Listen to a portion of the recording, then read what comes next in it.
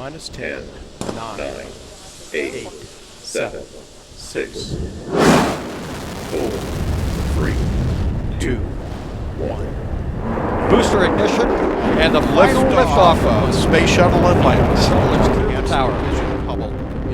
A tribute to the dedication, hard work, and pride of America's space shuttle team.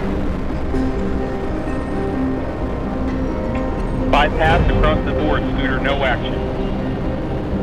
Houston, 800 miles an hour, and the speed of Atlantis right now, 6 miles in altitude, 9 miles downrange. The engines combined with the solid rocket boosters produce more than 7 million pounds of thrust. 1 minute, 50 seconds into the flight, we're standing by for separation of the twin solid rocket boosters. Booster officer confirms staging a good solid rocket booster separation confirmed. Solid rocket boosters have done their job. Atlantis is continuing in its due easterly course. Dynamic pressure. Atlantis, Houston, no action on the MPS H2 out P. Solid rocket boosters consist of multiple parts: a nose cone, motor casings or segments, an aft skirt, and a nozzle. Those motor casings contain solid propellant. That propellant initially is in a liquid cake batter type form, which is stirred and then cured and hardened. So in the final state, the propellant is in a solid form that's similar to that of an eraser on a pencil. The propellant is at liftoff, or T0, it is ignited using a small solid rocket motor igniter, which then burns the main propellant, injecting thrust or exhaust out into the rocket booster.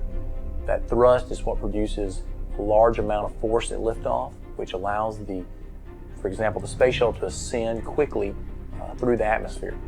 And these solid rocket boosters burn for around 2 minutes and are then jettisoned or separated from the space shuttle system to land in the ocean and be returned for reuse later. The role of the solid rocket booster in the launch process is to provide a large amount of force or thrust to get the launch vehicle off the ground as quickly as possible. Once it is turned on or ignited, the solid rocket booster provides that large amount of push or acceleration to get the launch vehicle through that atmosphere and up to speed as quickly as it can. So that way, when the solid rocket boosters have finished their burn and are separated from the vehicle, the launch vehicle has enough acceleration that it can continue its mission and achieve orbit or space.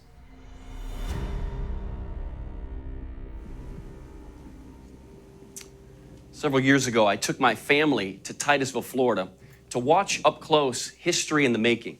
It was the final launch of the Space Shuttle Atlantis. In fact, this is a scale model of that very space shuttle, which has since been decommissioned. It's no longer in use. But I remember that day, we gathered there on the beach with what seemed like thousands of other people. We waited for hours for the big moment to arrive, and then the countdown started. Everyone stood up on their feet and looked towards Cape Canaveral Kennedy Space Center, waiting for that moment. And then we heard it. Those solid rocket boosters ignited, producing an awe-inspiring explosion of energy. Those flames and smoke were pouring out of the solid rocket boosters. It looked like a waterfall of liquid fire.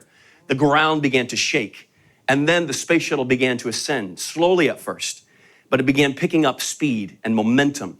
And soon that space shuttle was blasting off into outer space at an incredible rate. And as Atlantis was racing to space for the final time, I saw in those powerful rocket boosters a profound metaphor.